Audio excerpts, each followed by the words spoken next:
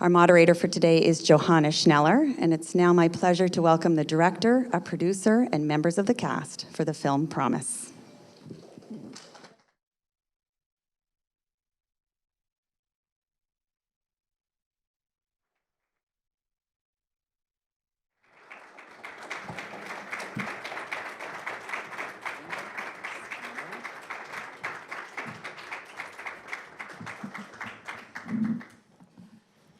Morning, everybody, and thanks for coming out to the TIFF presser for The Promise.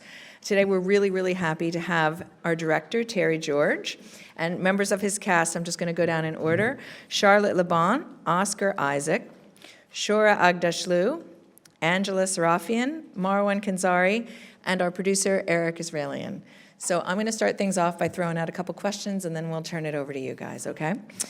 Terry, I'm going to start with you. You have a long history with TIFF. Can you talk about it a little bit? Yeah, I first came here in, 1996 with Some Mother's Son, which is the first film I directed. And then came back with Hotel Rwanda in 2004, then Reservation Road in 2011, and each of those screenings were very memorable, particularly the Hotel Rwanda one. And I've always found that Toronto, besides being a very friendly city, has this wonderful mix of ordinary citizens, cinema-loving fans, and industry mix that you don't get in some other big festivals. So for me, it's the perfect place to launch a film. Thanks for that. And tell us a little bit what you love about this genre. I mean, we were saying backstage, the sweeping historical epic with a love story set against, a significant historical moment is everybody's favorite movie, Gone with the Wind and Reds, and yet they seem to have fallen out of favor. Can you talk a little bit about what you love about them? Well, what I love about them is the fact that it allows a cinema audience to go inside an event that they have no comprehension of, really, other than a few paragraphs in a history book or on a newspaper or so forth. And so for a filmmaker, it's the opportunity through the characters that you create to take an audience inside those catastrophic or enormous events and let them see it from the inside. It's our pre-visual reality.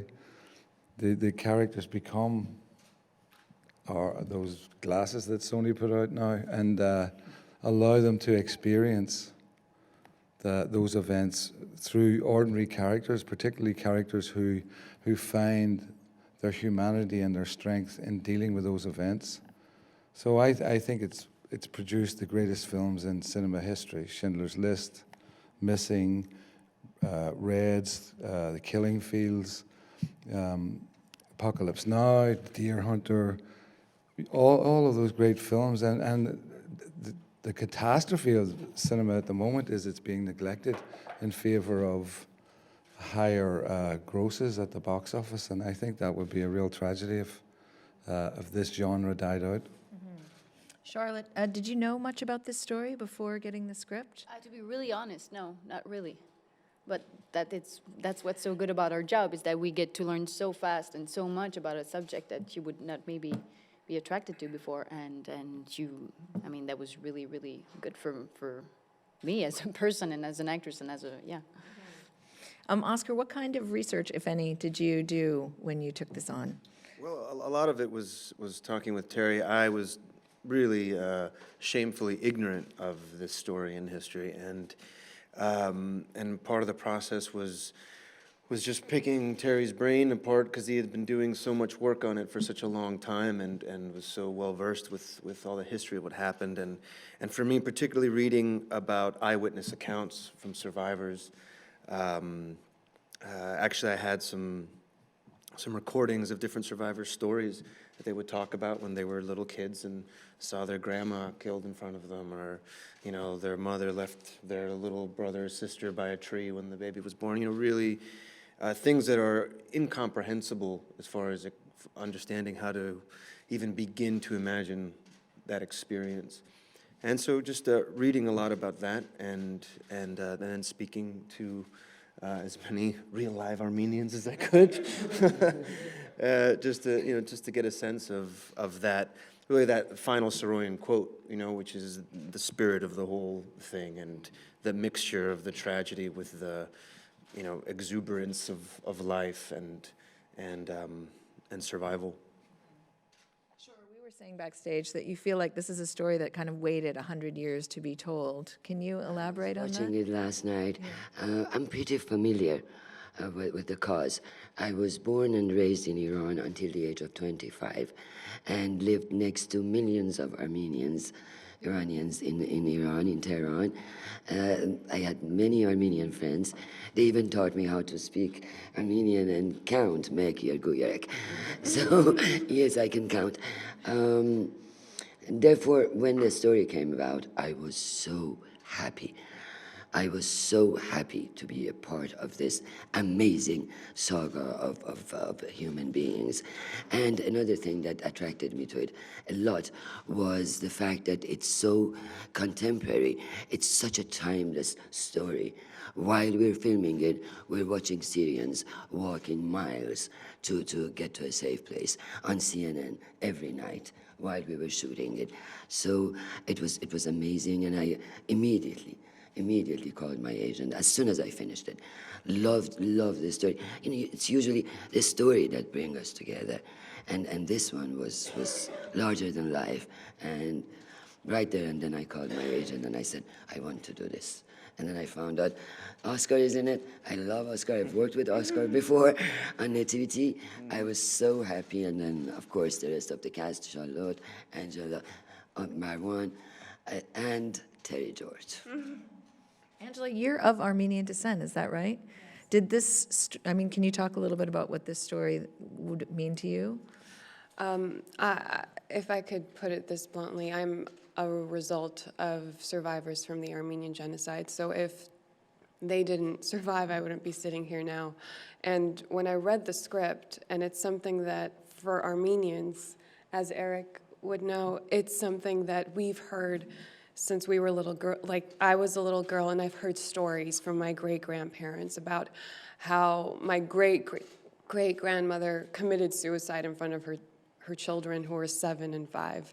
And they were orphans, the orphans that you see in the film, that ran away. And actually, one of them got somewhere and the other passed away. Like, somehow they were separated. So I feel this story is highly pertinent and incredibly important to me. So when I read the script, I called my agent immediately and I said, I think it's fate that I should be in this film.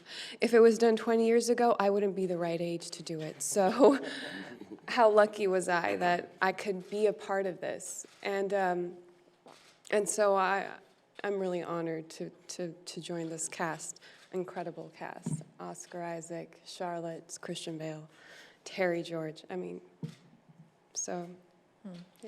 Marwan, what kind of actor are you? Do you take this stuff home with you when you're playing these scenes? Like, last night at the screening, when Oscar's character, Mikhail, comes to the river and sees what he sees there, like, you could actually feel the temperature in the room, just the whole room just got goosebumps all at the same time. You as an actor, when you're filming that stuff, do you allow yourself to feel that? Do you take it home with you? Do you have dreams about it? What's that like for you? Well, it depends. Some scenes are easier to do than others, and that's a great scene, by the way, the one where Oscar runs into that forest. That shot is beautiful. I remember standing next to Eric when we were looking at some footage on the last day of shooting, and we saw that scene, and that was, well, it was extremely emotional. But I know that certain scenes are, for instance, the scene that I did where Emra gets executed, that's, I have been shot before, not in real life, obviously, but thank God. but in different scenes. But this was quite different. I don't know if you remember that, Terry, but I was terrified. I was happy that we got that after two takes or so. So some things. The material is heavy, but luckily enough, we also have the love triangle that makes a good mix. But, I mean, you shake it off, hopefully, fast, yeah. Why do you think you were terrified? I mean, I think I'm scared to die. And you're like, all right, wait a minute. Is everybody focused on those rifles? And I remember we did a test shot of just to hear the sound, and it was loud. I was like, I don't know. I was just scared. And obviously, I know that we're a professional team and everybody's focused in it. So, but still, something happens to you. You're standing a couple of feet away from dudes that are about to shoot you, and I think that's, dying on screen when you don't die is an enormously challenging thing to pull off. Because if you watch, as we can on YouTube now, people being executed or falling, they don't fall, they melt. The function of their body disappears. And and in doing that, you leave yourself open to getting hurt. Because obviously you're dead, you don't care if you bang your head or not, And that's what Marwan was able to pull off. If you watch it, there's a sense of his body just leaves, his spirit leaves his body and down he goes. And that's it's one of the hardest things to do, and recreate it. I remember in Schindler's List where Rafe Fiennes' character fires from the balcony at a woman working, and she got it there, and we had an extra, the woman in the scene where the Turkish soldier rides up in the death march and shoots her on the ground, and this was an extra we just said to fall down, and I had an interpreter explain it to her. And she got it as well. There was something she did where just, and the minute I saw it, I'm like, wow, hire that woman again for any more death scenes. But it's a tremendously difficult thing to do, and Marwan pulled it off brilliantly. Eric, can you tell us a little bit about the backstory of how long you and your company have been involved, and Kirk Kerkorian's role, and also just the kind of films that your company is hoping to make? Well, I mean, the film, as Terry mentioned yesterday, really wouldn't be possible if it wasn't for Kirk. People always say, you asked your question, are you of Armenian descent, or are you of Armenian descent? Kirk was Armenian, and I always say we're also of Armenian ascent. We talked about the film as a concept for several years, and he was very excited about somebody doing it. And during his life, it's something that he had been thinking about. So he really put the ball into motion, and we started working on it really hard with Mike Medavoy and the rest of the team, dating back, now almost 7 years.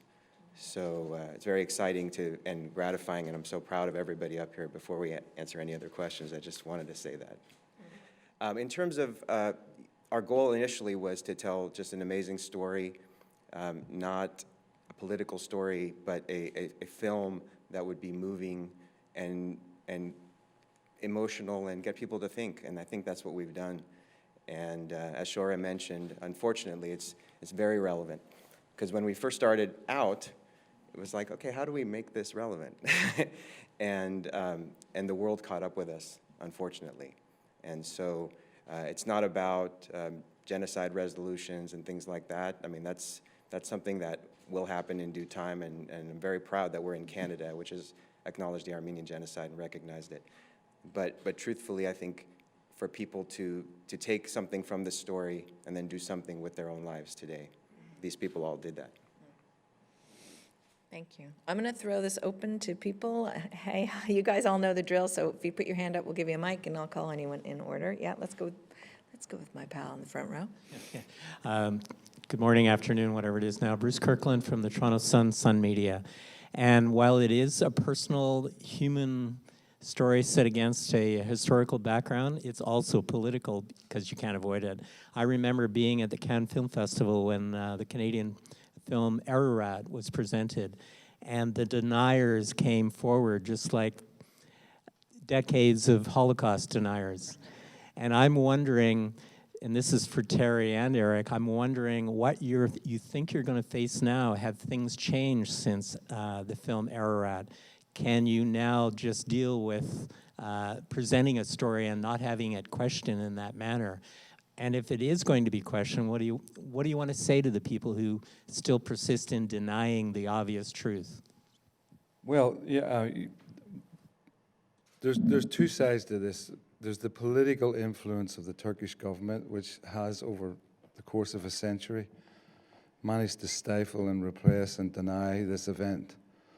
And today, their strategic importance is greater than ever. And this is a touchstone for them. Anytime that the Armenian genocide is mentioned, whether it be the centenary or a film like this, there's immediately a barrage of denial. And the thing is, it's for me and for the world to face this, this is not a question of did it happen or if it happened. The vast majority of historical study in this has firmly established that this was a planned attempt to wipe out the Armenian nation. And we need to get beyond that diversionary discussion to why. Why did it happen, and how do we move on from that, and how do you reconcile these two nations again? And for me making this, I think one of the most important things, and this has also been denied, but a British barrister, Geoffrey Robinson, very distinguished, has firmly established this. Adolf Hitler in 1939 held a meeting of his generals in one of his villas before they invaded Poland, and he was talking about creating breathing, living space for the German people. And he instructed those generals that they had to be completely brutal and wipe out populations and villages and so forth. And he had an argument, particularly with one Admiral Canaris, who went on to be one of the attempted assassins of him. And Canaris wrote in his diary afterwards, Hitler turned around and said, "Who now speaks of the Armenians?" So the very suppression of that event and the fact that it hadn't been recognized became justification for more slaughter. So this whole event needs to be brought out into the open. It needs to have the light of discussion put onto it, and it needs to have a sense of reconciliation. And the more you keep denying that, the deeper into the hole of not getting to that position. So that's the overall task for us. Let's bring the discussion out into the open here and have it. But don't be coming up with spurious little things from 3 or 4 revisionist historians to say, oh, this telegram didn't exist or that telegram didn't exist. There's a mountain. I have enough books that if they fell on me, I probably wouldn't make it to this press conference. So we want that discussion, but we want it in the situation of how do you stop this in the future? I think it's a fantastic question, and I think, as Terry mentioned, obviously there's even a film at this festival about denial, about the Holocaust. So even though the Holocaust is more recent, people have still tried to deny it. The Armenian genocide happened so long ago, and it was acknowledged throughout the world at the time. But the survivors have passed away, sadly, and you really can't engage with denialists too much because there are people who think the world is still flat.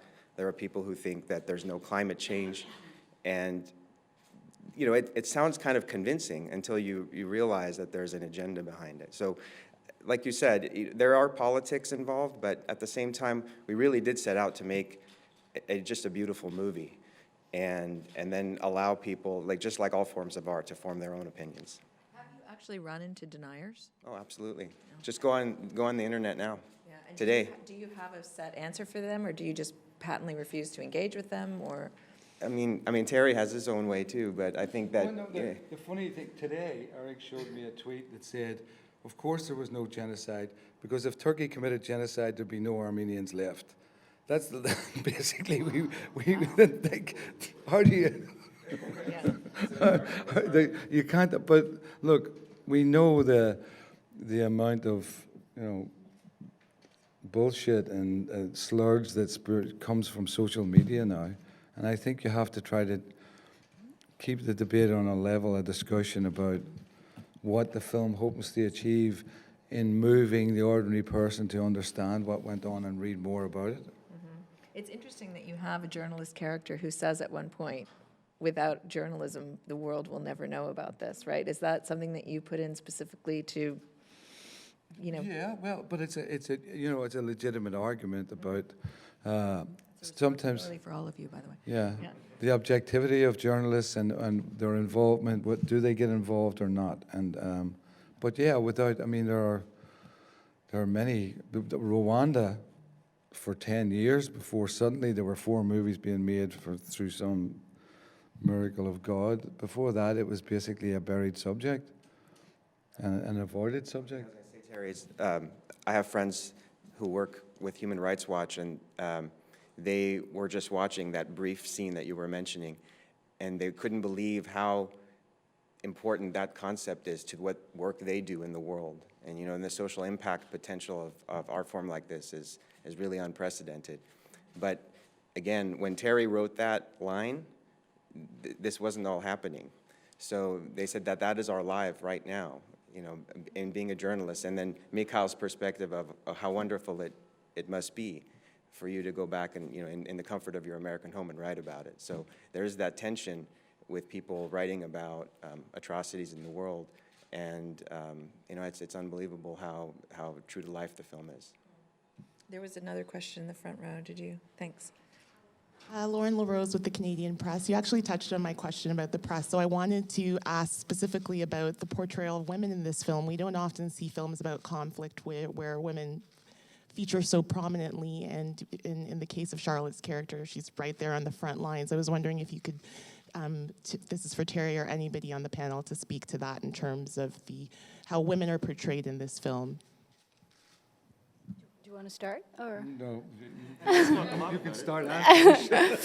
I know that when I read the script, I really loved Anna's character because I thought she was really sophisticated and modern, and she was this kind of a very lucky woman. She was part of a very privileged group of women who was not just, considered to be mother at home, and she was just living the golden years in Paris and living in a climate of wealth and progress. And then something happens in her life, and then she go back to her roots in Armenia, and then everything just explodes. And I think she didn't really. I don't know if anyone can really tell what he would do if a war broke out. You can never tell. I mean, it's impossible. But I think that she started to work and help orphans was. I think it was maybe forced upon her. She didn't take that decision. She just it was just natural. And I really like the fact too that I felt that she had a soul of a survivor. She wasn't a victim, and in her head she wasn't a victim, and she will never be a victim. And that's very, very inspiring to do. Yeah, I've always tried to have, strong Helen Mirren's character and some other son, Tatiana, in Hotel Rwanda, who was the driving force. Women are the driving force most of the time in my life, and powerful, and they deserve to have that character embodied in a film, particularly when you look at the Muzadak, the siege situation that our characters and the real-life characters back in 1915 ended up in. There were so many women fighting on the walls and just keeping the spirit of the thing going when you read the accounts of it, that we needed to have those characters. I couldn't imagine how we couldn't have those characters. Is there a question out there? Oscar, I have one for you. You're making this movie in between 2 pretty significant blockbusters that people might have heard of. What is the significance and the draw of a film like this for you? I mean, how are you able to fit those into your career, and why do you want to? Well, it's just because it's a story about something real, and it's very rare that a film like this comes your way. Something that you know, like Terry was saying, usually films of this size, you know, you have people in tights and capes and things like that, and or in blue paint, and a big suit and high heels. So having been in those, to get something that is trying to tell a story about something that that is profound and true. And actually, as I was thinking, you know, about the political question, it's like it's really only political for the other side, you know, because when you have the truth, it's not a political provocation. It's just a true story. So that aspect of it, and then again to attempt to get close to that level of experience that so many people went through, and to try at least to experience just a tenth of that, you know, that's as an actor, that is a major draw. For the other actors on the panel, do you wear it differently? Do you feel it differently when you know it's a true story? Do you take it home differently or think about it? Yes, it makes a difference when it's based on true story. While you're going through it, while you're preparing yourself for the role, you keep remembering that this is a true story, that it actually happened. So it somehow helps you to bring a certain truth to the story that you cannot bring to the fictional characters. And the humility as well. Approach it with a little more humility, I think. Yeah. Terry, is it a good way to learn our history through movies? Is it a trustworthy way? Well, I mean, obviously there's a big debate about that, because it's ultimately it's a distillation of history. It's, you know, you're not going by every event in the book. The whole thing, for me, I always described it as taking the events, you know, and literally doing that, distilling them down into the essence and trying to present that. And you have to compress. And in this case, we have 3 fictional characters who move through events that I was particularly careful to delineate real events that took place. From the outbreak of the war, the battleships being donated to Turkey, the riots in the streets, the roundup of the intellectuals on April 24th, 1915, the labor camps, the massacres, the trains, the Mossadegh siege. All of those are very carefully researched events. And we've taken these 3... Then the rescue, yeah.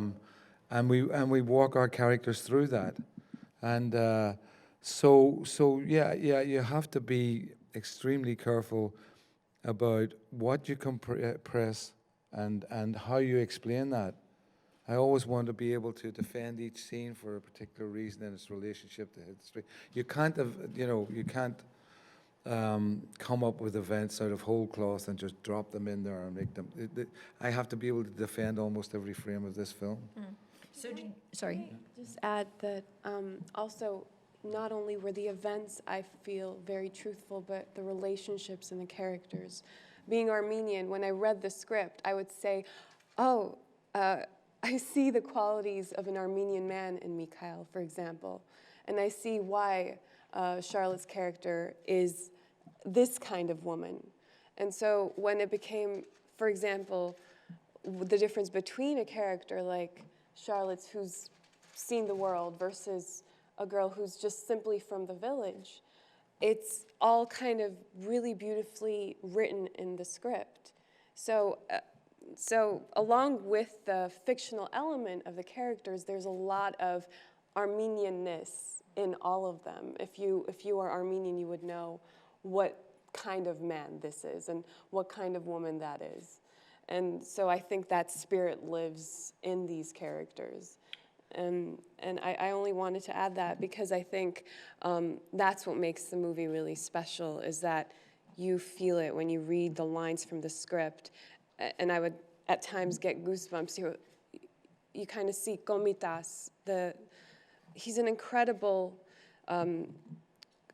artist, musician, composer, and he pretty much was the spirit of the story, and you don't see that in films. So I think that lived in the script. There's also the love triangle. I think the film what attracted me to the script was immediately, besides from the fact that it's a historical piece, was also the Shakespearean elements between the three lead characters. That the film is so driven by love that, that's beautifully done by the actors. And your character as well. I mean, it's the sort of great, the Jean Valjean, the great kind of sacrifice. Yeah, out of love. His own instincts. Yeah. Yeah. Emre's character was the guy, the playboy who's trying to escape that whole Turkish atmosphere, and that's what he desperately wants to do, but his better human instincts just keep dragging him back in until ultimately it gets him killed. One thing to note is how Emre's character and several others in the film are helping Armenians, just like many people in the world did back then in terms of emotionally, and then people in Turkey. And we see that across the world whenever there's been a situation of genocide, how people within that country are completely shocked and do try to help those that are in danger. And so I think that was very important, and Terry did a beautiful job reflecting that in the film. Yeah, you kind of get accused of, you have a couple of good Turks in there, but there's a lot of documentation. The deputy governor is based on a deputy governor in Silesia who went around warning Armenians. Emre's character epitomizes a lot of the army and the local intelligentsia in Istanbul, Constantinople, stood up against this. It was a conspiracy by a government group led by Talat and Enver Pasha that put this together. One thing, though, this is off the record, or not off the record, it's slightly off the subject, because we had a love triangle last night, and there's some laughs in the film, but there was one laugh that threw me off completely. I know which one. Exactly. And then I realized what it was. When Mikhail admits that I have a wife, there were a lot of nervous laughter from men. It was like, that moment. There were the Armenian men laughing. I was not laughing. I mean, one thing to say, the beauty with the characters, the family story that Angela is referencing, I mean, that's a big part of our culture and heritage. But the real important thing is that this film is really a return to cinema for many people. As you mentioned, Oscar's been working between these huge projects, and it's nice to see that the human story is basically put in the foreground, and the history lesson is not there. It's just part of the story. I mean, there are historians, there are books, there are lectures, there are all these things that people can go to if they want to learn about history. This is for people who want to see a movie. Yeah, it's an expressive thing. I mean, back in the day, the Greeks and all that time, you went to understand trauma and to have catharsis over an experience. You had art and poetry and things that you would go, now it's psychiatry takes the place of that. And, nothing wrong with that, but, that it's a vital thing, not necessarily as a historical document, but which it has that, but really as a way to experience something emotionally, to understand something slightly more emotionally, something as complex and as traumatic as war and genocide. And ultimately, it's a love story. Two men who are desperately in love with one woman. Two women. It's not a triangle, it's a quadrangle. Yeah. And there's this balance between what I call emotional love, or emotional romance and serious romance, in that, the relationship between Christian Bale's character, Chris, and Anna is one of, they've fallen together and they're very comfortable together, and then along comes this, and likewise with Mikhail's character with Moral, he's in an arranged relationship, and he hopes one day to be in love with this woman, as he says to his mother, and then romantic love intervenes, and these two people fall madly in love with each other, and the dynamic that produces. And I think that's that's a universal situation that has gone down through history to today and beyond. And that's the core of the film. That's what I want audiences to go to for that entertainment experience. We're hoping that we've got a good old-fashioned love story going here. Yeah, I noticed that laugh last night too, and I think it's the bluntness with which you say it's like the panic in your eyes, like, I have to say this quickly because I'm a good man, but I really don't want to. You know, I think And the wrong timing of yeah. If there's another sentence goes on, because we talked about this, he's going to lie. It's so abrupt. I have to get this over here. Yes, get it out. Charlotte, it must have been a nice position for you as an actress to, have Oscar and Christian to play off with. Can you talk about that a little bit? Yeah. Well, it was pretty overwhelming. I mean, when I received a call from my agent, and he said, "Have you heard about this project, The Promise, directed by Terry George, a love triangle with Oscar Isaac and Christian Bale?" I was like, "What? It's sure, okay." But at the same time, I was really, really intimidated by those two wonderful actors that I consider to be one of the best actors alive right now. And I remember during prep, sending a mail to Christian and Oscar saying, "Oh, I'm really intimidated, I can't wait to meet you." And Oscar was really nice, and he answered back, like, "Oh yeah, me too, I'm really intimidated, I'm happy to work with you." And Christian didn't answer anything. and then I met him, and he's really, he's bad man. I mean, he's really intimidating in life as well, and he talks a lot, and he's really, and it's true, but in a good way. And I felt like I was going to school every day. I mean, I've learned so much, and they're so intense, and I was just in awe sometimes when I was working with them because it's the range is so wide. I mean, it's incredible. Also, these two men are Incredibly so ugly. extremely funny. Yes. I mean, I don't want to embarrass you, Oscar, but it's. I mean, I remember Terry walking up to me one day and saying, "This has to stop. You guys are laughing too much," and it's fun. Is there a question out there? Yeah, we've got another one in the front. Hi. Rose again from Canadian Press. My question is actually for you, Oscar.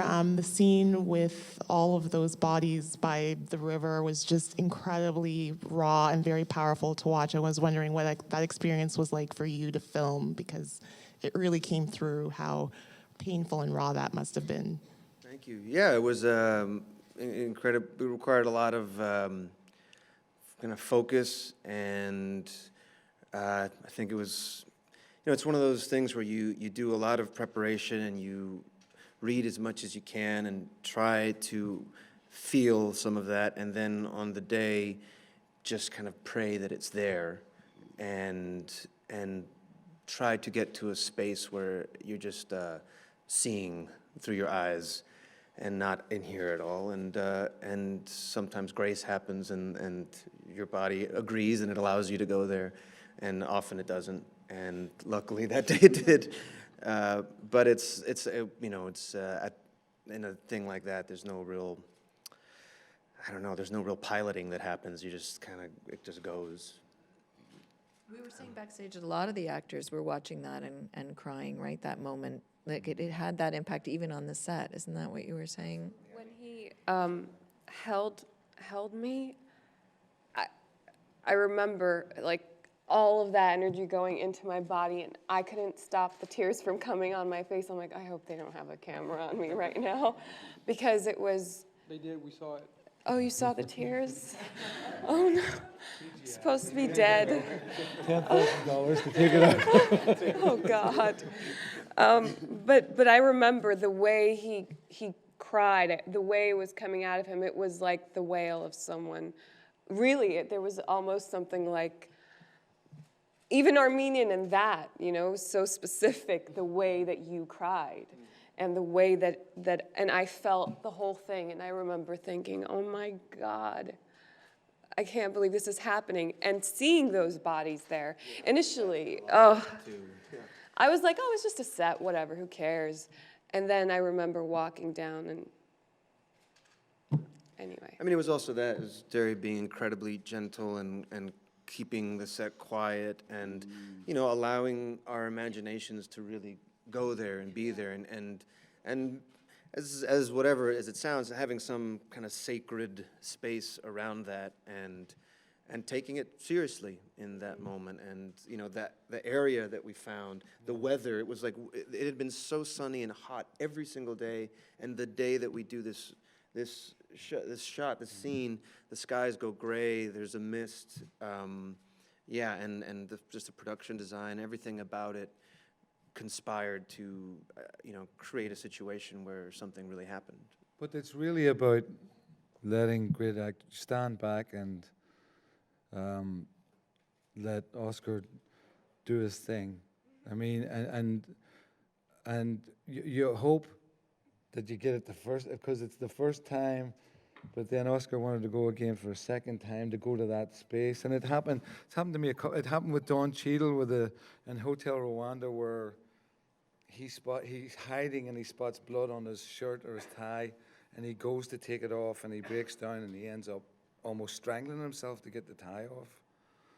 And we had to shoot that again. But it's great actors, you just, you know, get everybody to shut up and focus and leave them alone.